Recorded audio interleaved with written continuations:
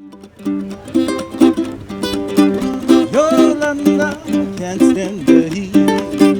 Yolanda, I'm dancing in bare feet. It's breakfast with Bob.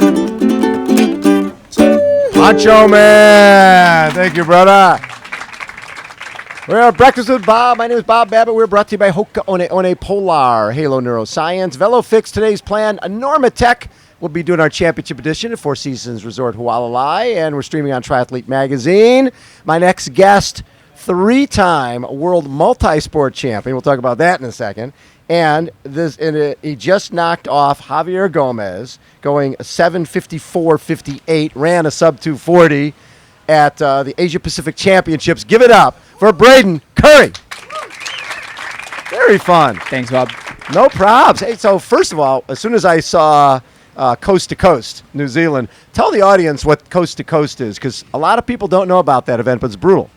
Yeah, it's pretty brutal. Very similar to Ironman distance-wise for a day, but it's got a 36k mountain run in there where you're scrambling over boulders and up a big river, and then a 70-odd kilometre kayak, which is nearly 5 hours in the boat paddling down the other side. So it's a really unique race. In New Zealand, it's one side of the country to the other, and it takes around about 11 hours.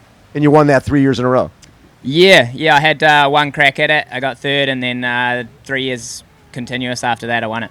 And so during that time, you did Xterra, you did a lot of other endurance things. Growing up, were you more of a runner, more of a swimmer, cyclist? Definitely triathlon wasn't part of my life when I was not growing at up. all. I was just sort of into the outdoors, to be honest. I got into climbing, mountaineering, tramping, and just being a Kiwi, really, just playing in the outdoors, which probably led me more to mountain running, which was sort of the beginning of sport for me.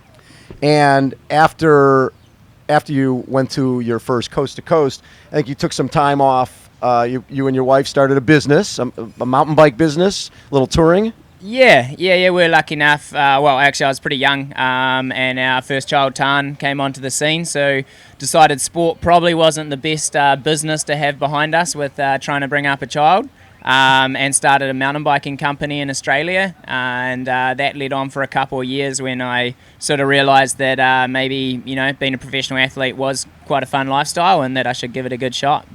When did you do your first triathlon? Oh, I think I would have been 24, 25 when I did my first try. And in terms of as a pro?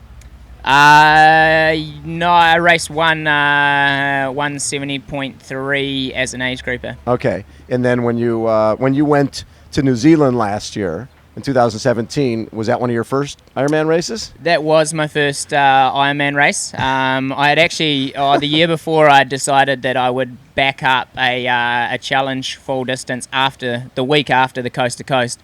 Yes. So I played around with that, but Ironman New Zealand was my first crack at a full Ironman. And how'd you do? I won it. Yeah, it's a bit of a surprise. What a surprise that is. I won it. Nice. So you win that. So then obviously you're thinking, oh, this isn't so bad. And then you did Cairns and you got third. Yeah, I took some time off, and then I needed a few more points to guarantee a spot here last year. So I went to Cairns and raced that probably with only a few weeks of training under my belt. I managed to sort of pull off not a bad race, and then things probably spiraled downhill. So what I love is when you did your first Coast to Coast, you really hadn't paddled a multi-sport boat before. Yeah, I'd done a lot on a surf ski, but okay. Kayaking was still pretty new to me. And hadn't done a lot of cycling? No, I hadn't really done any cycling, especially on the road. I saved up and brought myself a steel frame Diamondback, and away I went. So then that brings us to this year, and you're going to Cairns, which is the Asia-Pacific Championship, and you've got Javier Gomez, 8-time world champion in all different distances, and Olympic silver medalist. And you guys had a pretty amazing race there. Talk about the race against Javier. It was definitely one of the more exciting races of my life, and one that I still probably can't believe happened, to be honest. It was, just a good day. I had a good swim with the front group, got on the bike, felt strong, kind of, you tried to sort of just keep the pace high and make sure everyone was doing their turn. And then into the run, we pretty much came off as a group. Maybe Terenzo Bazzoni was just out in front. I just found some good legs and kept on pushing the pace. Gomez was the one at about 15k. He came through, caught me up. And then he started pushing the pace maybe at about 25, 30k. And I remember quite significantly running past his physio / coach, and he's like, speed up, Javier, hurry, go harder, go harder. And I look at him, we were running like close to 330s. And per K, yeah. And I'm like, mate, he's going to kill us if we keep running this pace. And then sure enough, about 2 minutes later, Javier's just starting to hang off the back of my feet. And I just kept that pace going for a little bit and managed to bridge a bit of a gap. And I think he felt the last 5K pretty well. Yeah, so about 34, 35K, he fell off a little bit. Yeah. And you come across and you run sub 240. Yep. And you go 7:54:58. I think you broke the course record by what, 8 minutes? Yeah. It was a nice day. It was tame. So, based on your 7:54 and your sub 240, obviously here you're somebody people are looking at now. And this is your first time racing here? Well, no, I raced here last year too. Yeah. And that wasn't so great. So I've had my little experience of it. I managed to get to the front of the race last year and get a flat when I just got to the front when we caught Amberger. And got a flat, and then also mistakenly took a penalty. So had 5 minutes in the tent. After appealing it afterwards, realised that I didn't have penalty, and I just had to sit down. So... losing that time, 7 or 8 minutes with those two things put me sort of back to the back of the race, and that was pretty much my day. And obviously this is the race that means the most if you win it. For you, what did you take away from that race last year that's going to help you this year?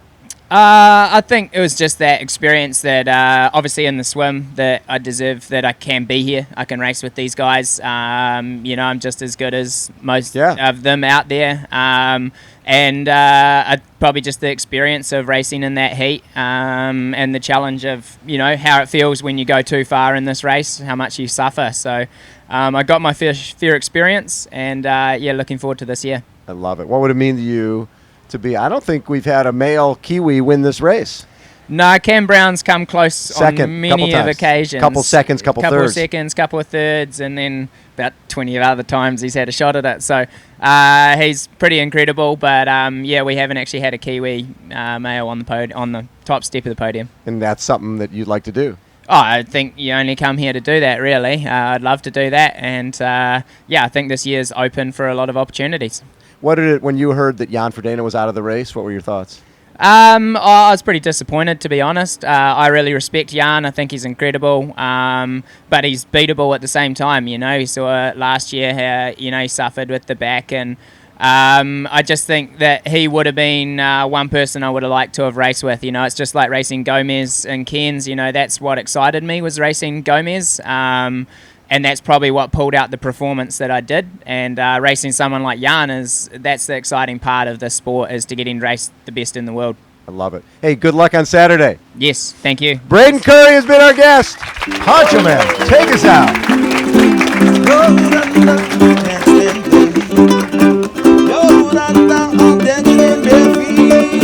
It's breakfast with Bob. Oh, yeah. Honcho Man.